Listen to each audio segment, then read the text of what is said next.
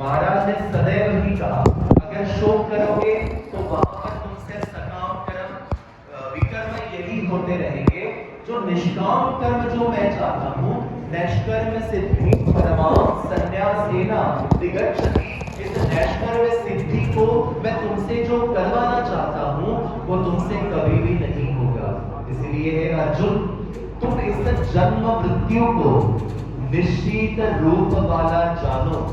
जातस्य ही ध्रुवो मृत्यु, अध्याय 2 श्लोक क्रमांक 27। जातस्य ही ध्रुवो मृत्यु ध्रुवम जन्म मृतस्य च, अर्थात जन्म लेना जरूरी है, जन्म होकर ही रहेगा।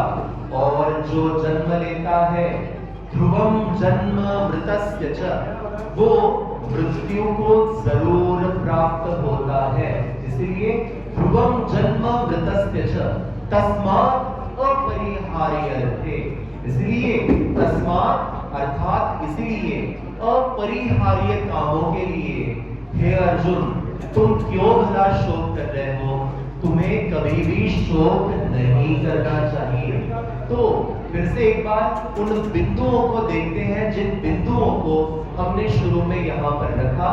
पहली बात तो 18 अध्यायों के टाइटल जो भी नाम है वो हमें यहाँ पर याद जरूर करने चाहिए, क्योंकि अमूमन प्रत्येक रविवार प्रत्येक संडे हम यहाँ पर गीता की धर्म वार्ता करते हैं और उन नामों को निश्चित रूप से याद करना हमारा कर्तव्य है।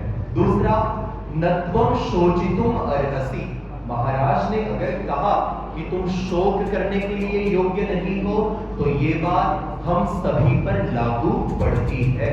इसलिए अध्याय 2 श्लोक क्रमांक 25, 26 और 27 और 30 इन 4 श्लोकों में महाराज ने अर्जुन देव जी को कहा कि तुम्हें शोक नहीं करना चाहिए।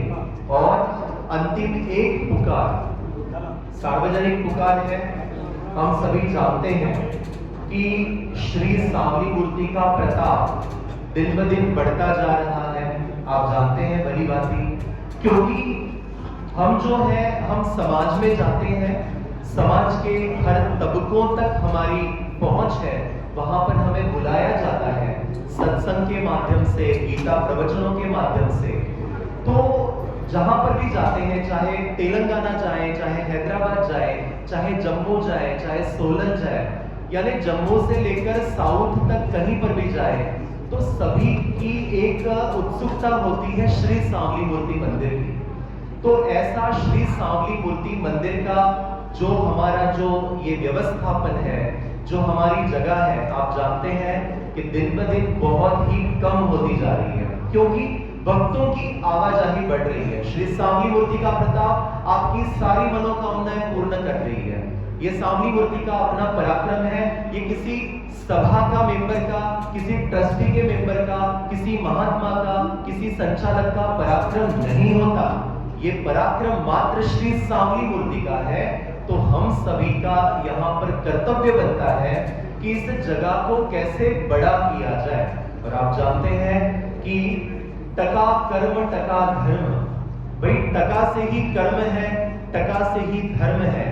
तो निश्चित रूप से अपनी जो भी सात्विक कमाई है उसमें से थोड़ा थोड़ा छोटा छोटा हिस्सा, चाहे 1% हो, 5% हो, 10 हो, 50 हो, जिसकी जो यहाँ पर शक्ति हो, वो यहाँ पर श्री सांवली मूर्ति को वो अर्पण करता रहे कि आगे आने वाले भविष्य काल में ये हमारा श्री सांवली मूर्ति मंदिर जैसे अक्षरधाम का मंदिर है, जैसे अन्य कई सारे मंदिर होते हैं, वहां की व्यवस्था देखकर हमें बड़ा अंतःकरण में दुख होता है कि हमारे पास जगह होती तो निश्चित रूप से ऐसी व्यवस्था का संचालन हमारे श्री सांवली मूर्ति मंदिर में भी हम करते।